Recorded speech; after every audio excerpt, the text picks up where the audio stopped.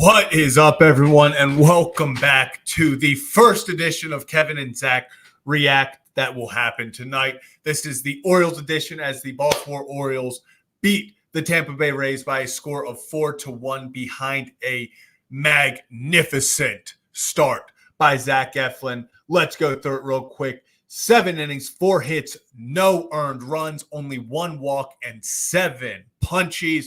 What a night for Zach Eflin. Over his time with the Orioles through 3 starts. Just posted about it on Twitter.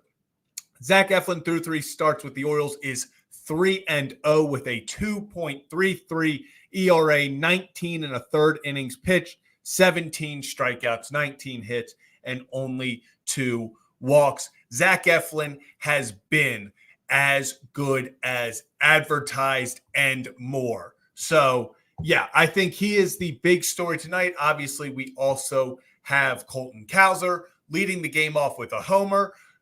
Eloy Jimenez, another 3-hit night. Who else we got? Ryan O'Hearn, clutch. Does Ryan O'Hearn ever do anything but produce with 2 outs and runners on?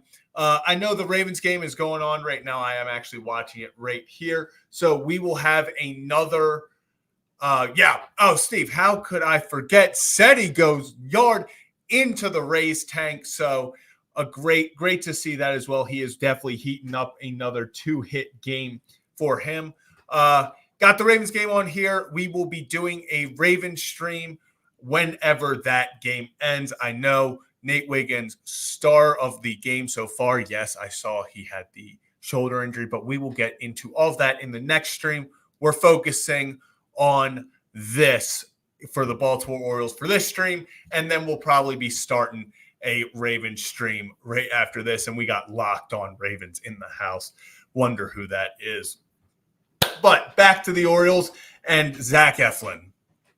Exactly like I said before when we got right back on this stream, Zach Eflin has been everything this team has needed and more. So when they got Zach Eflin, there was one thing they needed. At the time, it was most likely to be the number 3. We don't know with Grayson Rodriguez, especially tomorrow. Mike Elias will talk to the media about it. But right now, as it stands right now, Corbin Burnes at number 1 and Zach Eflin number 2. It gives me a calming comfortability with those 2 on the mound. Zach Eflin, I don't want to put the pressure on him or overreact and say I'm as comfortable with him on the mound as I am a Corbin Burnes, because Corbin Burnes is one of, if not the top pitcher in baseball. It's hard to get multiple Corbin Burnes. But Zach Eflin, there's just something calming about him being on the mound. He goes out there, he gets it done, he throws strikes in big moments when the game's on the line, when they got men in scoring positions, there's runners on base. He just, like Brandon Hyde and Mike Elias said when they first acquired him, the thing they were most impressed with about Eflin is his heart rate doesn't rise in the big moments. A nice pass breakup there. Let's go, boys. His heart rate doesn't rise in the big moments. In the playoffs, down the stretch, those 3 games in New York, when there are guys on base in big moments, when it's late in the game and you need a big out, you need to get past that last inning. I am just as confident with Zach Eflin on the mound as any starter, including Corbin Burnes. I absolutely loved what I saw from Eflin today. I've loved what I've seen in all 3 of his starts.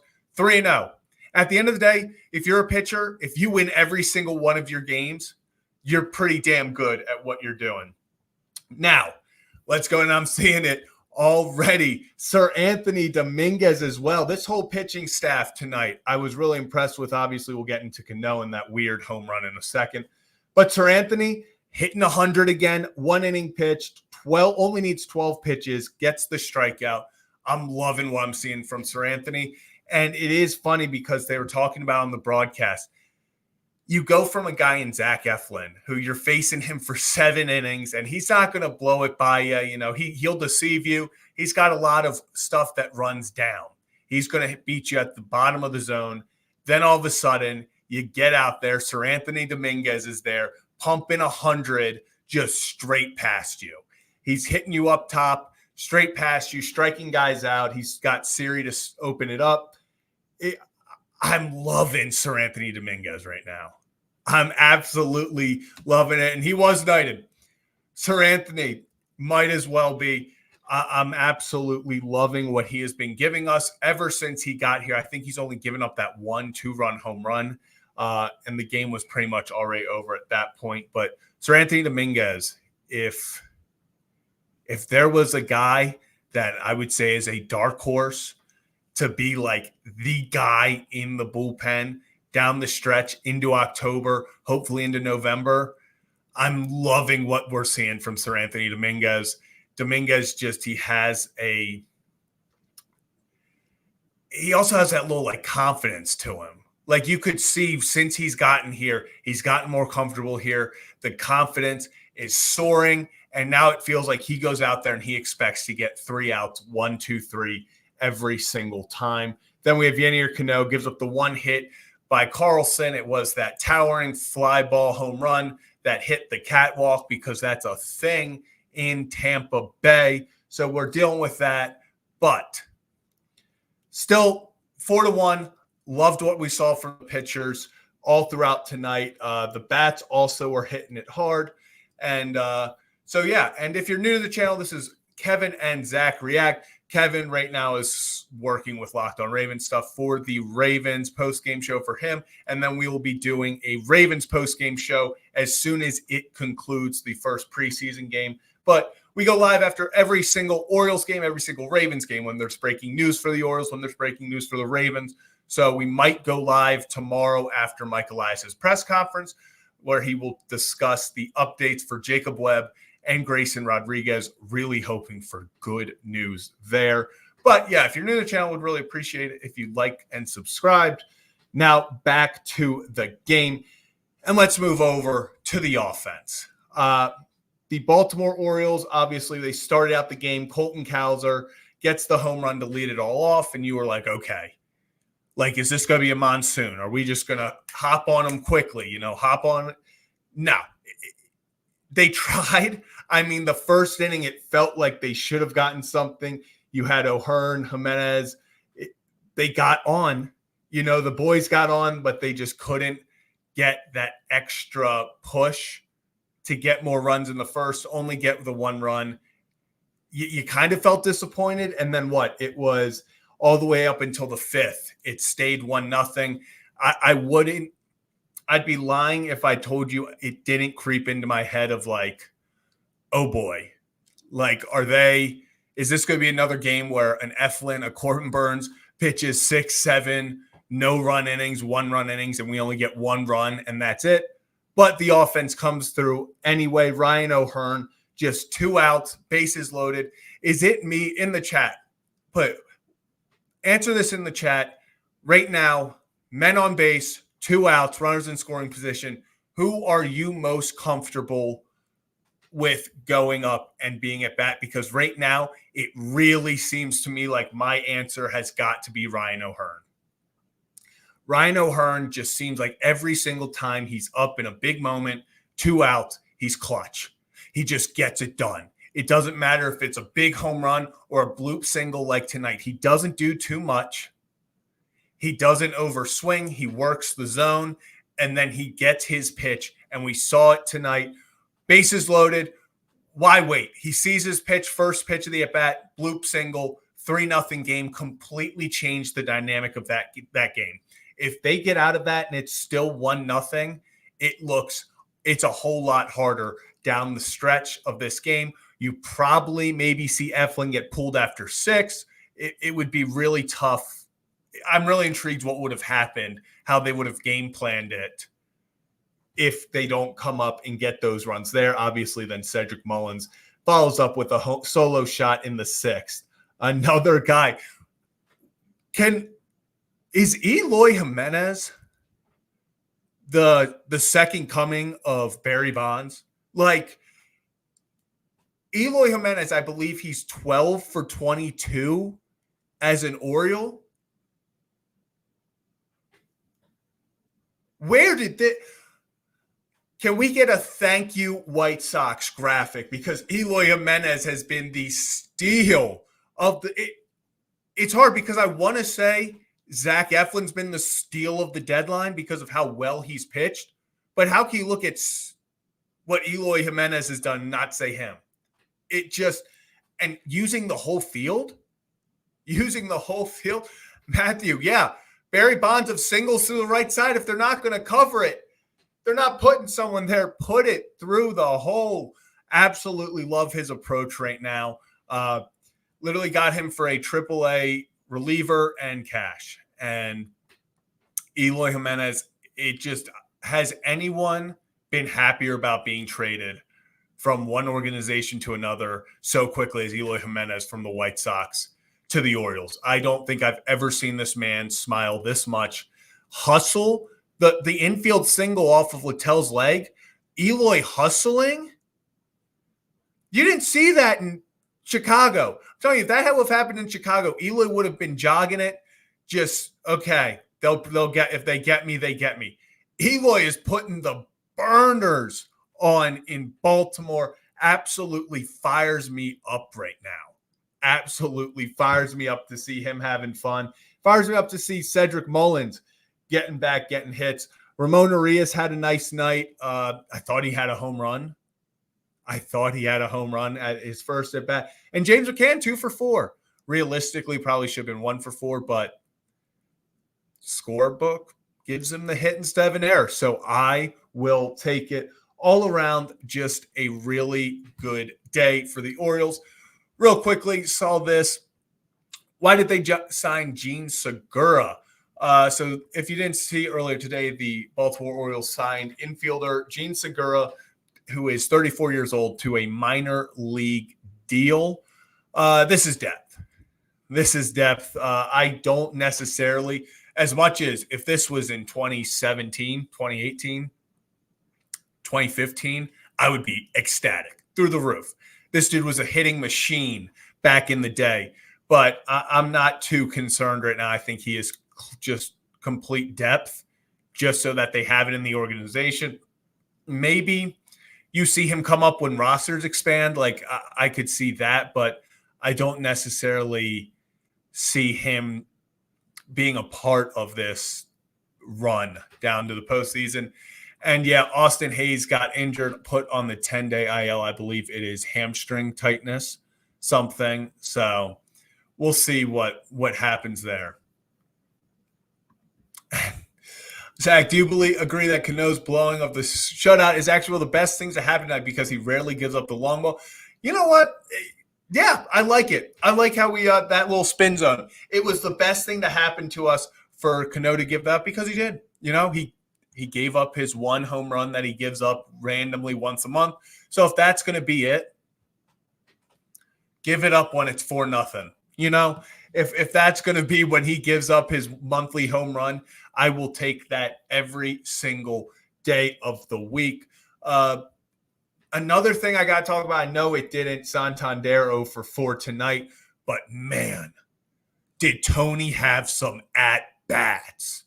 There were 2 at-bats in particular, the first inning, and I believe it was the 5th inning, where Tony, both at-bats over 10 pitches, he was just everything. He's covering the plate. When Tony is in protect mode, it doesn't matter if the ball is an inch off the plate, 2 feet off the plate. He's going to go out there and swing at it, and surprisingly, every single time he seems to get a bat on the ball. So that's exciting stuff there. I'm happy, even though Tony didn't get a hit. I loved his approach at the plate. I loved how Gunnar as well. But yeah, killer at bats kind of all throughout this team today. It just, they were working the count. They were going out there and making sure the pitcher has to work, which is such a nice thing to see, especially a complete 180 from last night, where we saw against Kevin Gausman, it was the complete opposite.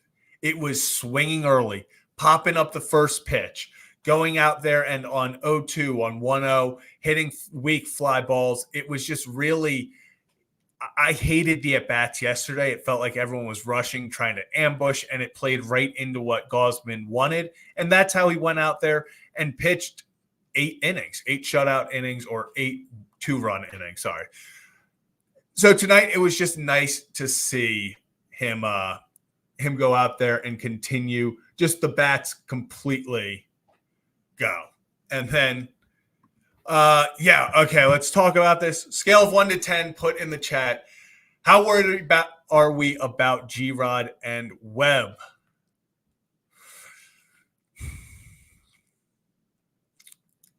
I felt a lot better before they said Mike Elias was talking to the press about him. I'm going to say like a 7. I am going with the complete – in my head, I'm preparing for the worst, hoping for the best. So I'm going to say a 7.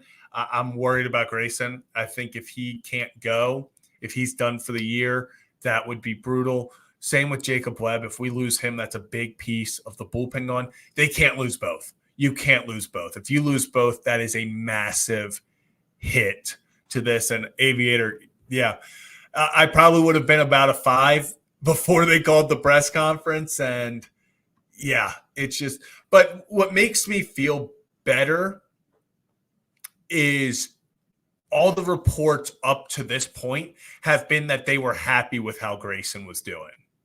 They were happy with the reports, and that was just a mild strain. They were happy with kind of what the x-rays were showing, the MRIs. So in that case, I'm kind of more worried about Jacob Webb in this situation. And this is not a knock to Jacob Webb. If we were going to lose one of them, we can't lose Grayson. Like if you were going to lose one of them, worst case would be losing Grayson, because that, once again, even though I just talked about I would love Zach Eflin, I trust him as a number 2 in the playoffs, I would feel a whole lot better if 2 and 3 were Grayson and Eflin. I'm feeling a lot more confident in a series if we're pitching out there Burns, Rodriguez, Eflin. I'm comfortable with the Orioles taking 2 of 3 of those 3. In that 3-game series or set, I'm comfortable with the Orioles taking at least 2 if Grayson is back out there. It gets a little iffy if it goes to Corbin, Eflin, and then you have Kramer or Rogers or Suarez. If it's that kind of combination and game 3 is between a Kramer, a Suarez, or a Rogers, I'm feeling it puts more pressure on Corbin Burns and Zach Eflin, because I feel like you'd have to take both of those. And Mike, I was just going to say, it feels like if Grayson is on the recovery trail, meaning he doesn't get to pitch in the regular season again, and his first start back is in the playoffs, I would be totally fine with Eflin going game 2, Rodriguez going game 3. Hopefully you have a 2-0 lead in the series, and it's not as big of a deal if Grayson can't get a win or doesn't look as sharp. So my worry meter, I'm going to stick it at a 7. I think one of them is probably going to be done for the year. Unfortunately, just the odds. One with the lat teres strain and the other with elbow inflammation. If they're having a press conference, usually that means one of them is done. Feel awful for either one because both of them, either Grayson, he's dealing with another setback, even though he's just been everything we had hoped for. I mean, some people are hoping for, that next step, and I think he still can take that. But just it's another hurdle he has to get over if his season's over. And then for Jacob Webb, literally DFA'd last year from the Angels. We pick him up. He's been one of our most reliable bullpen pieces ever since in high leverage situations. He gets pitched almost every single game. They call him everyday Webb because he shows up every single day and he'll help the team no matter what. So I would hate to see him have to go through that and miss the rest of the year as well. Perch Smith. Yeah. So if Webb is done, Perch Smith, I think, has carved himself a role in this team no matter what. Me and Kevin talk about kind of where we are with trust for this bullpen. I think at the top of the line, it's going to be Cano for me right now. Then I love Sir Anthony Dominguez. And then right behind there, I think I put Birch Smith. I'm going to go Burch Smith. Then it's the Kimbrels. It's the Perez's, Aikens. And then at the bottom, unfortunately, I do still have Soto. Like I know he got 3 outs yesterday. I need to see more. I think he earned more opportunities here, but I need to see more from him. And I'm seeing a few people talk about Danny Coulomb. Getting Danny back will do numbers, just incredible things for this bullpen, because Danny Coulomb is one of those guys, especially as a lefty, that we're talking about trust. If Danny Coulomb comes back and he's pitching like we know Danny Coulomb can, he's the number one trust for me.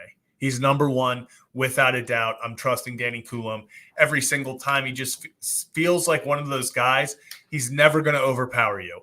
He's never going to pump 98 upper corner and get you to strike out on that. He's going to pitch to you. He's going to get you off balance. He's going to work in the off speeds, and then he's going to let his fastball play off of his other pitches, and that's where he gets the most success. That's why you see him so dominant at times, because he doesn't need the crazy stuff to beat you. He's just going to go out there and pitch. So, yeah, when we have I'll answer this question, Zach, don't you think Suarez should be the closer? I don't think so. I could see, especially if we lose Grayson. If Grayson's done for the year, Suarez is back in the rotation. I just don't think that we've seen Suarez in late game situations, and I've been impressed with him. But at the same time, I'm not going to automatically say he's going in over a guy like Dominguez, over a guy like Cano. Right now, I'd say that I think it's best for Suarez to be in the rotation, especially if we get Grayson Rodriguez out. I'm trying to get this stream from the Ravens game back up, so bear with me. Bear with me. I feel like that Drewski meme. Bear with me. So, all right. We are so back, baby. We are so back. And if you're new to the channel, hit that like and subscribe button. This is Kevin and Zach Reacts. I'm Zach Bollinger, doing this solo right now because my co-host Kevin Ostreicher is getting ready for his stream on Locked On Ravens after the Ravens game that's going on right now. We will also be live to break down that after that game concludes. So you kind of get two Kevin and Zach Reacts tonight. It's not actually you kind of get two. You do get two Kevin and Zach Reacts tonight. Kevin will be on the second one for a little bit. So this one is probably going to wrap up in the next like 10-ish minutes just so we can get everything set up for the next one. But yes, Laura, if you guys would be so kind to like and subscribe, mean the world to us. We go live after every Orioles and Ravens game. Any breaking news, so we'll probably be live tomorrow if anything gets said about Webb or Grayson. So, yeah, this is Kira. Are you going on Locked On Ravens? No, so Kevin's going to get all that done over there. You can go watch the Locked On Ravens stream as well right before we go on, and then we will be back on here to take you over the final, probably another like 30, 45 minutes for here to just kind of discuss everything. Hopefully by then we're going to have some words on Nate Wiggins, see all of that. And Biohack Lab, Crochet looks out of gas. Yeah, this is exactly what everyone kind of foresaw coming. You know, he was a guy that already before the All-Star break, he had doubled his innings pitched, career high innings pitched. There was no way that I felt comfortable giving up any sort of high-end talent for a guy that, especially this year, I thought you were going to have to use him in like a closer role, an eighth inning role. I don't see a way that he finishes out this year, especially on the White Sox. If I'm him, I don't know if I'm pitching again this year. Like I might go on some, just to help get the pitch count up, go out there for 3 innings at a time maybe. But I just don't see it being worth going out there if I'm him, putting your elbow, putting your arm on the line with, especially with how hard he throws, and the amount of innings he's over his career high, I'm really glad the Orioles did not go that route, because it was pretty much destined. I'm seeing Mike say, yeah, it was destined for him to slow down. Writing was on the wall, Mike. This was one of those situations where as soon as the discussion started, everyone was kind of like, well, what's his price going to be? Because it's kind of a futures trade. Meaning, yes, he could potentially help you this year, most likely out of the bullpen, but getting Garrett Crochet was always going to be a move towards the future. So maybe you see the Orioles revisit a Crochet trade in the offseason. I don't know, but there's just, I don't see why Crochet, if I was in his shoes, it's hard for me to say it's smart to continue to go out there and pitch, especially the way he does. You know, the competitor in him wants to go out there, but it's so hard to go out there and put your body on the line, risk that in a situation where they're not fighting for anything. They're fighting to not be the worst team of all time. You know, they're fighting to be the worst team of all time. So if I'm him, I'm probably not pitching again this year, but the competitor in him, I'm sure he will continue to go through. And Mike, the sky's falling. The world is ending. The Orioles are bad at baseball. Everything over the past 3 months has been horrible. The Orioles are 26-25 in their last 50 games. Yet, the Baltimore Orioles are the number one team in the American League. It doesn't feel real. It doesn't feel real. The Cleveland Guardians have lost 6 straight in their last 40 games. Think about this. In their last 40 games, the Dodgers, Phillies, Yankees, Guardians, and Orioles. That's the 5 best teams when you kind of take everyone over this year. The teams have been in the top 5. The 5 best teams in baseball over their last 40 games, every single one of them is at or below 500. So they're either 20-20 or worse. It has just been it's just been incredible. I mean, the parity in this league right now, it's brutal. It's brutal. And Mike, yeah, we were just talking about Jimenez a little bit. Dude just can't stop hitting. I mean, talk about a guy who you want to say the vibes are back for. You talk about the vibes being back. He's absolutely killing it here. I'm so happy for him and just trying to kind of revive his career and get back on track. So here we go. So I'm seeing that the Guardians, I knew they're in a doubleheader. They're losing 5-3 as well. This could be 7 straight losses. This would be rough. This would be rough out there. And I agree, Joe. Give Rasheen Ali the football. Thundering Herd, give Rasheen Ali the football. Just in case you're new, we are going to go live after this. I'll probably wrap this up in a few minutes. And then we're going to get everything kind of wrapped up and ready for a Raven stream to go and break down all of this stuff. We'll be talking about what we saw, our favorite plays, favorite players, guys that impressed us, guys that didn't impress us, and kind of breaking all of that down. The Baltimore Orioles, once again, first place in the AL East. They are the best team in baseball. And the best team in the American League. Sorry. And the Astros have taken the lead against the Red Sox because we now have to worry about them. We now have to worry about them, apparently. The Red Sox were, I believe, 5.5 back coming into today. Yes, and they will, if the Astros hang on, they'll be 6.5. So it'll be a good day for the Orioles, especially if the Red Sox lose and they can hang on to that. They'll keep the number 1 spot, obviously, in the AL with a Cleveland loss. Hey, the sky was falling. The Orioles playing bad baseball, but everyone else was too. Everyone else was too, you know?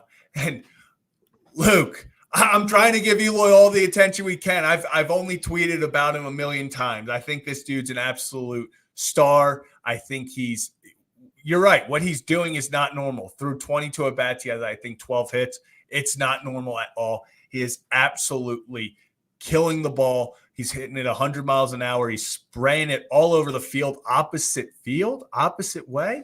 I mean, it really is impressive what Eloy is doing. He's become, it was funny. I saw a few tweets about this. Eloy Jimenez was traded for to become the DH versus lefties, but he's hitting so damn well that you have to play him every day. You have to play him every single day, and he's earned that. He's earned that right. So I'm so hyped for him. There's no one that looks like they're having more fun right now. There's no one that looks like they're having more fun than Eloy Jimenez is right now.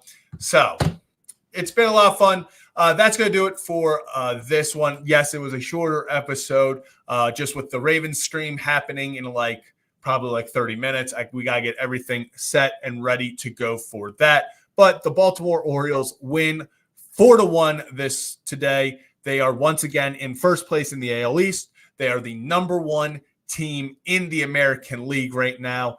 Vibes are high. Zach Eflin is an absolute dog. Tomorrow, the Orioles are back at it at 7:15. They have Corbin Burns on the mound. If Corbin can go out there, the biggest thing, Corbin go out there, win tomorrow. If he can go out there and win it tomorrow, you're feeling a whole lot better going down the stretch. Absolutely love it. Go win the series. Take pressure off. Let's get this. Let's get the sweep. That'd be 7 straight dubs in the Trop, probably even more. I think it's like 8 or 9. Orioles got their swagger back. That'll do it for this stream. We will be right back with the Baltimore Ravens preseason stream right after this. So don't go too far. We'll be back live in about 35 minutes once this game ends. Appreciate all of you. Yeah, you know what, Joe? I'll break out the Kyle Hamilton jersey. I'll break out the Kyle Hamilton jersey for this one. So appreciate all of you, and we will see you soon. But that'll do it for this edition of Kevin and Zach Reacts.